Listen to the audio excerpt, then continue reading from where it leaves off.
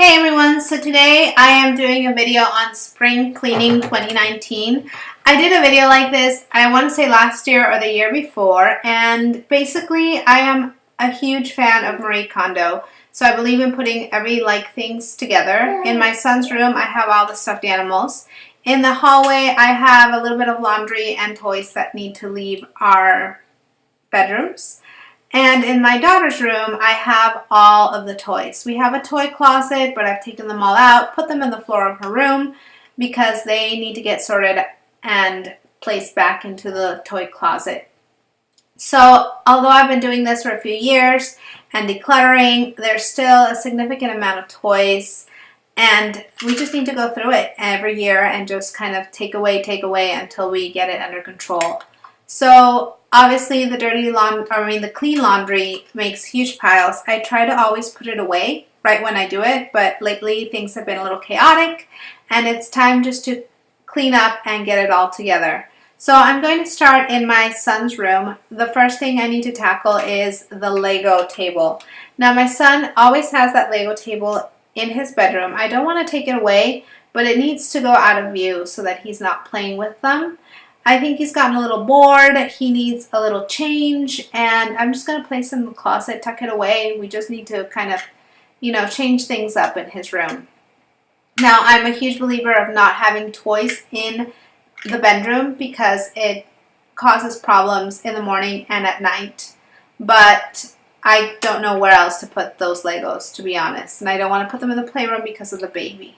So first things first, stuffed animals. Somehow I always seem to acquire more stuffed animals, even though I have a strict rule that we do not purchase stuffed animals. But they're sometimes gifted, or things that belong to my husband somehow show up. So, and also my daughter has started getting into dolls, and now we have a pile of dolls. So my rule is each child gets one bin of stuffed animals. Now this is all clean laundry. Like I said, I usually put it away right after I wash it, but things have been delayed. I always hang everything in the closet for my children. My children are always in charge of their undies, their PJs, and their socks. They have to put them all away. I'm just picking them up off the floor right now because I need to vacuum the bedroom a little.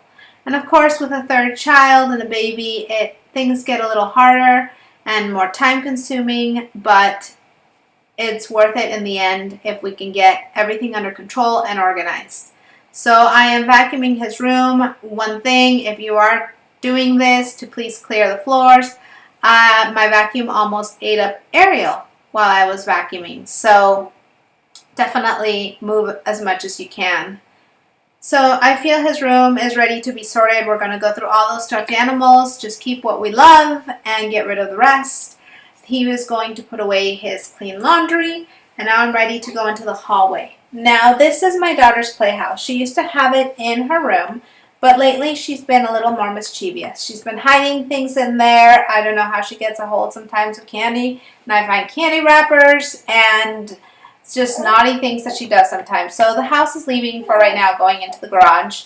I fold up all of our laundry, all of the baby's things I keep in a drawer, so I fold it all.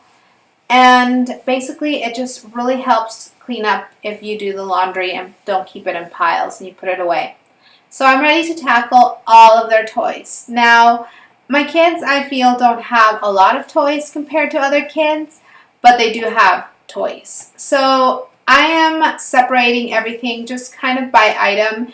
All the magnet toys together, all the fishing games, the Kinects together, putting all the pieces that over time were just thrown into the toy closet and just putting everything back where it belongs. Also in that little McDonald's Happy Meal box, I am placing broken toys or clutter that we're not going to keep.